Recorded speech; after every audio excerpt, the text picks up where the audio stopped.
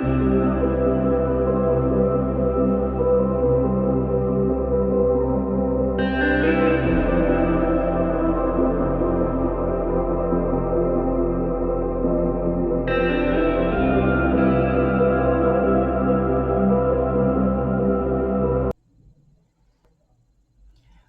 chers Gémeaux, bienvenue dans votre tirage trimestriel avril, mai, juin 2021.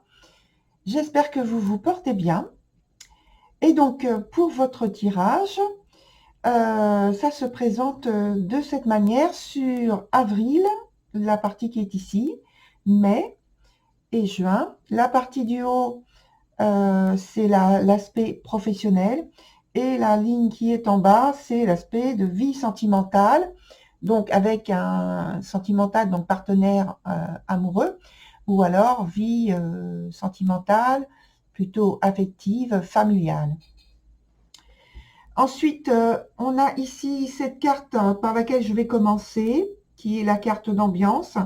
Et ces deux cartes-là sont les cartes qui ont fait partie donc de votre coupe pour votre jeu. Donc, je commence par la carte d'ambiance, qui est la carte de 7 de bâton. Alors, cette carte 7 de bâton, elle est de bon augure, en fait, hein, donc quand elle couvre la période trimestrielle. Elle parle de la possibilité d'une résolution de problèmes anciens, de réussite qui peut être donc financière par rapport à un problème financier, hein, de trouver des solutions, d'avoir un pouvoir de conviction qui est important. Et donc voilà, c'est une période de bon augure, hein, une carte de bon augure, pardon. Donc je vais la déposer par ici plutôt, pour ne pas qu'elle me gêne. Ensuite, on a donc un couple, puisque c'est l'empereur et l'impératrice. Et ça, c'est donc les deux cartes qui sont de la coupe de votre jeu. Donc, c'est pas très courant hein, d'avoir comme ça à la coupe, en tout cas pour moi, un couple directement. Donc c'est ça veut dire pour moi que vous êtes en train de gérer donc vos affaires et de tout ce qui fait l'objet de vos préoccupations avec un grand sang-froid, très grand sang-froid, une très grande rigueur, et que vous montrez que vous avez de la créativité, que vous êtes très clair par rapport au but que vous vous êtes fixé, que vous voulez atteindre, et puis que vous êtes très rationnel. Et c'est une fermeté que vous avez au point de vue de votre caractère, de votre attitude pendant ce deuxième trimestre, pardon. Alors, on va pas aller au troisième trimestre tout de suite. Donc pendant ce deuxième trimestre, et donc vous avez beaucoup de fermeté, mais c'est pour consolider en fait votre situation, pour la stabiliser, et donc vous avez cette attitude très ferme. Alors ces deux cartes, je vais les mettre ici, et on va commencer par la partie professionnelle sur le mois d'avril, où il y a donc le roi de bâton renversé et la lune renversée aussi.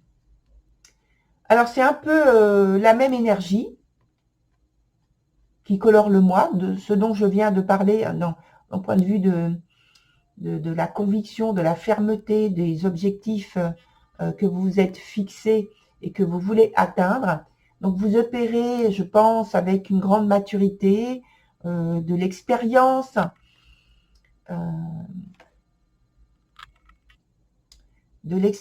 même si quelquefois vous êtes un peu plus autoritaire que d'habitude. Donc on parle aussi d'événements ou de circonstances qui vous sont favorables, de choses qui peuvent être inattendues, mais qui vous aident donc à progresser dans votre réussite, qui vous donne du succès, de la réussite dans ce que vous faites. Alors, il peut y avoir une aide hiérarchique également, peut-être pour certains. En tout cas, c'est la résolution d'un problème ancien qui devient maintenant possible. Hein. On voit avec la lune renversée, un problème passé qui vous permet maintenant de trouver une solution et de vous libérer en fait peut-être d'une influence qui était défavorable, qui vous gênait. Alors tout ça, c'est en cours sur le mois d'avril. Et j'ai envie de donner quelques indications supplémentaires par rapport à la Lune, par rapport à ce qu'elle représente au point de vue du travail, puisqu'on est dans ce secteur. Et comme on a une actualité assez particulière avec donc la pandémie, et que ça concerne ce secteur-là, donc les restaurants, les bars, tout ce qui peut être hôtel, auberge, voilà, les lieux publics, voilà, parce que ça représente, la Lune représente donc ce secteur d'activité-là, entre autres, hein, parce que je n'ai pas tout cité, mais comme c'est en lien avec l'actualité, voilà, j'avais envie de le préciser. Donc en fait, c'est un ciel sombre qui redevient, qui se dégage. Je ne veux pas dire qu'il redevient lumineux, mais en tout cas qui se dégage. Ensuite, on passe au mois de mai, avec le roi de coupe, et puis qui se présente à l'envers, l'arcane du monde. Alors, votre situation, elle évolue de manière positive, même si vous avez encore quand même, il faut tenir compte peut-être de blocage, en tout cas de gêne, de pénibilité, de problèmes qui viennent de l'extérieur, que vous ne gérez pas initialement. Donc il faut aussi penser à multiplier donc des contacts, toujours être créatif et prendre des initiatives comme le mois précédent. Et vous allez, je pense, vous rendre compte que vos affaires se débloquent petit à petit, malgré les freins, les contretemps, les blocages. Il y aura des choix. Il y aura des choix importants. Et avec ces choix, je pense que vous devrez laisser de côté, à l'arrière, des choses qui sont en fait, au moment du mois de mai, superficielles. Donc faire des priorités. Sur le mois de juin, on a le pape qui est renversé et qui est associé à la carte du 8 de coupe.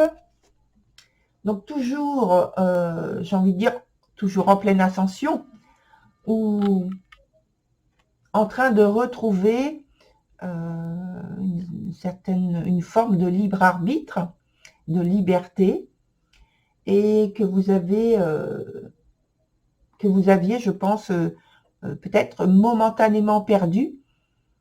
Je dis momentanément parce que je rapproche de ce que je disais pour le mois de janvier avec l'actualité.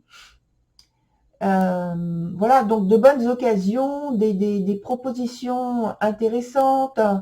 Et maintenant, je pense que vous pourrez, sur le mois de juin, poser un regard plus positif sur l'avenir Mais alors, donc à court terme, sur l'avenir, mais à très court terme même. On ne parle pas de mois, de semestres, de choses comme ça, hein. Je parle plutôt de quelque chose qui se, qui court sur une semaine, puisque voilà, il faut tenir compte de l'actualité euh, que l'on a actuellement. Et toujours revient l'idée de éventuellement une aide extérieure qui peut vous être faite par une personne de confiance. Alors, je dis une personne, mais ça peut être tout simplement une administration. Donc, ce serait représenté euh, par une personne qui représente une administration. Voilà.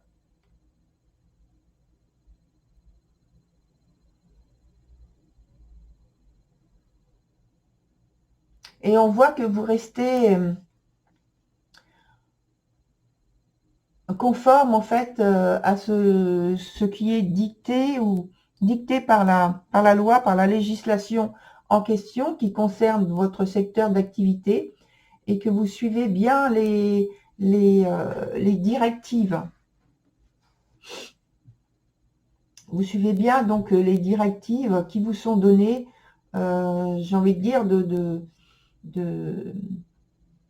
donc pas à long terme comme j'ai indiqué tout à l'heure, mais plutôt de semaine en semaine. C'est plus dans ce sens-là. Donc voyons maintenant la partie sentimentale avec donc le 7 d'épée qui est renversé et le 2 de denier qui est renversé aussi. Alors je pense qu'on a une situation un peu d'imbroglio avec de la controverse ou peut-être des querelles qui n'en finissent plus. Des décisions à prendre importantes. Alors la lune, donc il n'y a que la lune en fait qui est positive là. J'ai parlé de la lune parce qu'elle est là, hein, ici, en comparant, en faisant le rapprochement avec les autres cartes. Et il n'y a que cette carte-là qui est sur le mois qui est positive. Les autres sont plutôt défavorables dans leur signification. Donc, je pense que le ciel se dégage, comme j'ai dit tout à l'heure, mais se dégage très lentement au point de vue sentimental, parce qu'on voit que c'est un peu compliqué.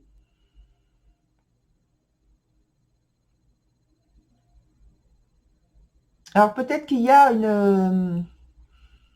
dans la relation une forme peut-être, hein, je dis bien, une stagnation, un désaccord qui fait que, parce que pour moi, on parle d'argent, on parle de matériel, et là, même si on est dans l'aspect sentimental, il y a un problème financier, matériel, qui est à régler, qui est à clarifier,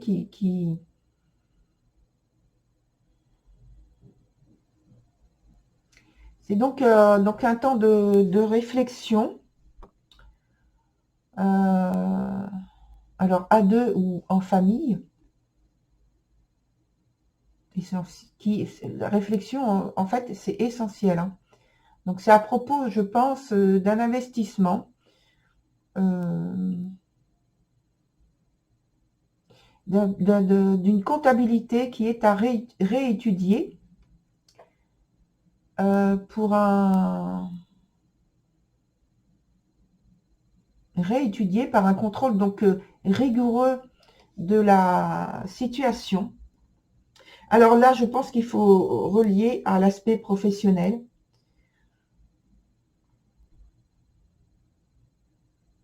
Oui, je pense qu'il faut faire, il faut faire le lien avec l'aspect professionnel, parce que tout est lié, à mon avis. Et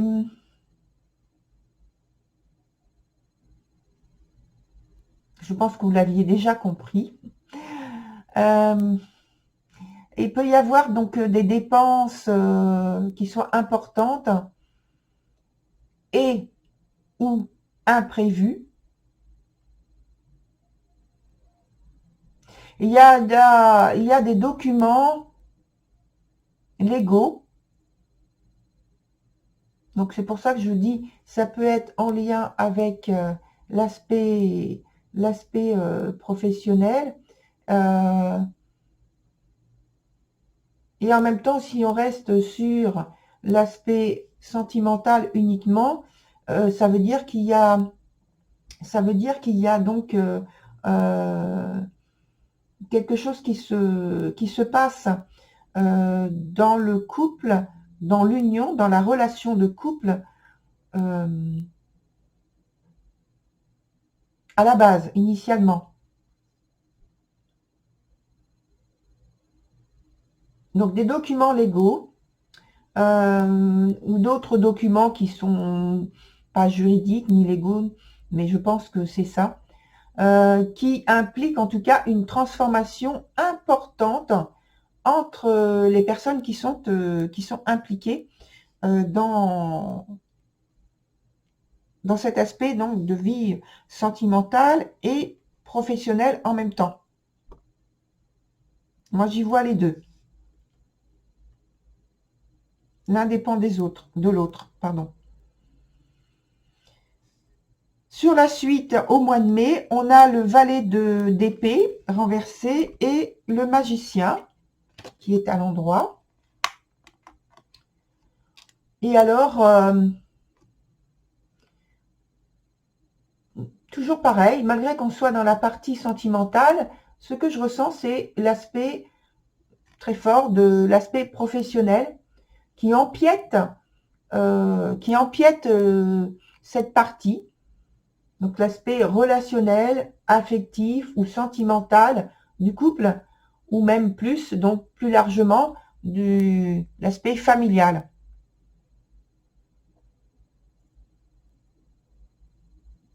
On a toujours à l'arrière-plan des préoccupations comme du même type que ce dont j'ai parlé sur le mois de janvier. Donc il y a des grosses discussions avec possiblement un renversement de situation. Un renversement de situation.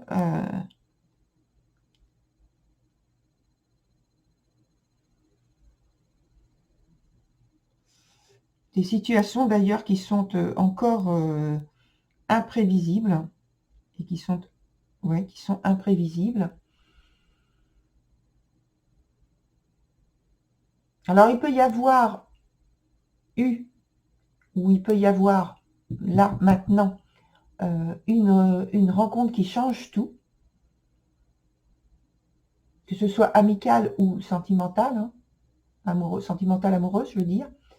En tout cas, il y a une rencontre qui est importante.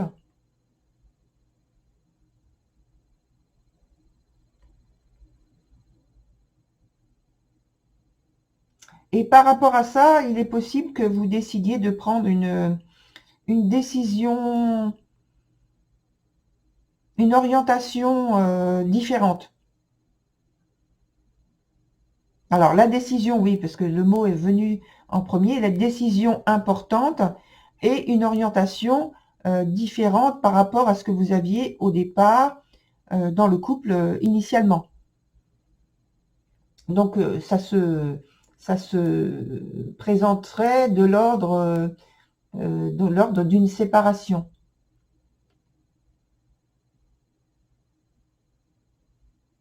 Mais il y a toujours une idée de lutte au niveau relationnel, entre les personnes qui sont impliquées dans cet aspect sentimental-là. Alors, ensuite, sur le mois de juin, on a le soleil qui est renversé. Ah oui. Et donc, le 7 de Pentacle. Alors, effectivement, je pense qu'il y a donc une crise au niveau du couple, des difficultés, et peut-être que ces difficultés vont jusqu'à une séparation, donc une rupture ou un divorce, ou en tout cas une séparation, un éloignement. Parce qu'il y a un manque d'harmonie, il y a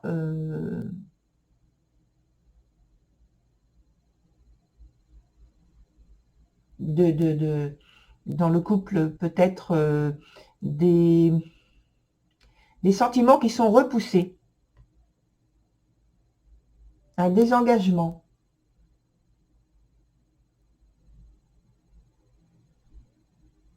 On voit qu'il y a un problème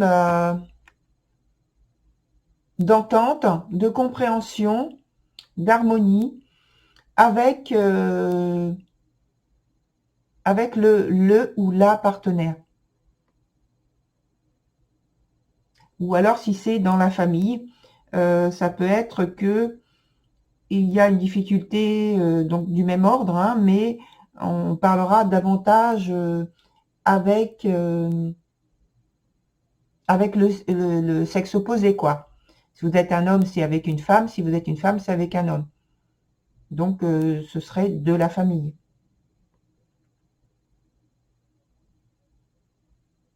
Alors, il faut faire attention parce qu'il peut y avoir des documents, pareil, du même ordre que j'ai parlé, dont j'ai parlé sur le mois de janvier. Il peut y avoir des documents importants qui soient égarés.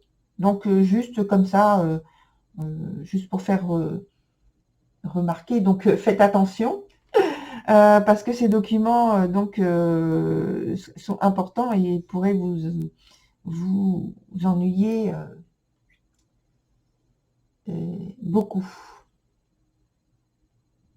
Et on voit que vous vous faites beaucoup de soucis, vous avez beaucoup de préoccupations par rapport à votre bien-être que vous voulez préserver, bien sûr.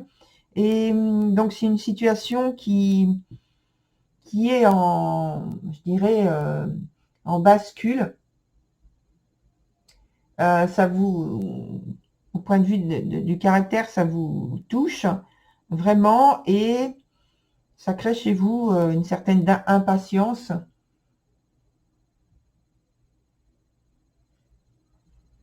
Parce que la situation économique, bien sûr, en dépend.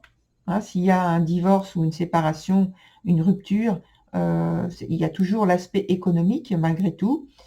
Et donc, en plus, là, au niveau professionnel, déjà, il y a des transformations importantes.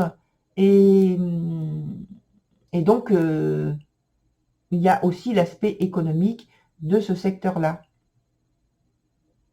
Alors, ça fait effectivement beaucoup de choses à gérer.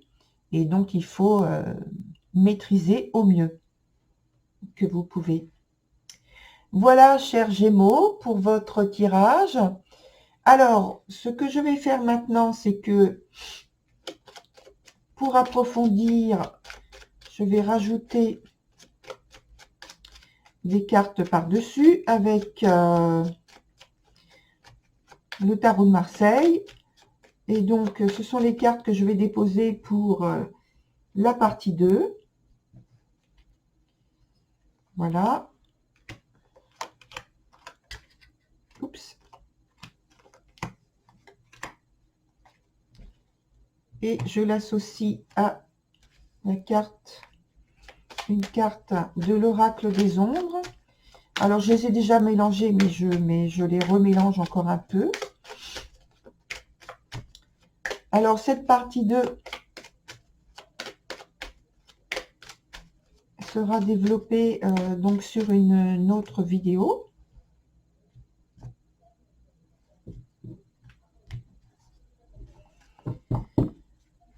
Voilà, on met une carte supplémentaire à chaque fois.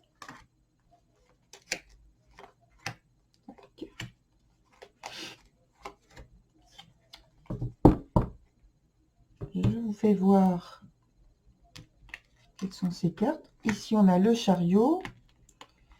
Ici, on a donc l'errant. Ici, on a l'ermite. À côté, c'est l'aimante. Ici, on a la roue de la fortune renversée. L'indécis. L'étoile. Ici, l'assuré.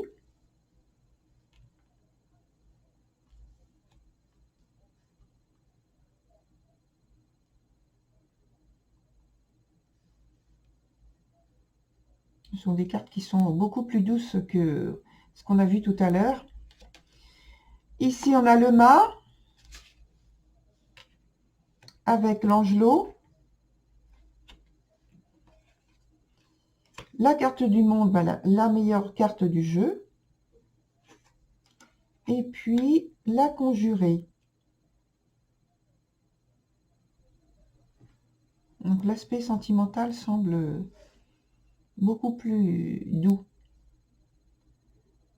Bon, ça, ce sera, on verra.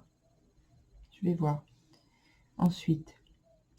Alors, voilà. Donc, pour ceux qui s'arrêtent ici, eh bien, au revoir. Mais avant, retenez que c'est un tirage collectif, bien sûr, vous le savez.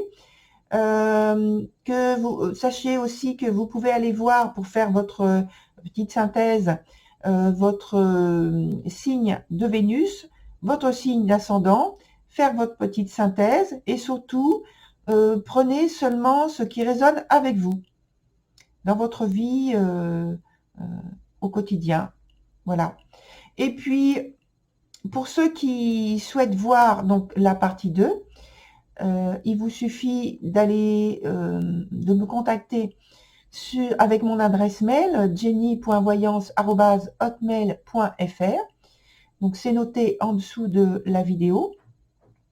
Et puis, je vous enverrai votre vidéo par mail. Donc, alors, à l'adresse avec laquelle vous m'aurez contacté, ou alors avec une adresse que vous n'oublierez pas de noter si elle est différente de celle-ci. Voilà, alors à tous, chers Gémeaux, je vous dis au revoir et à très bientôt.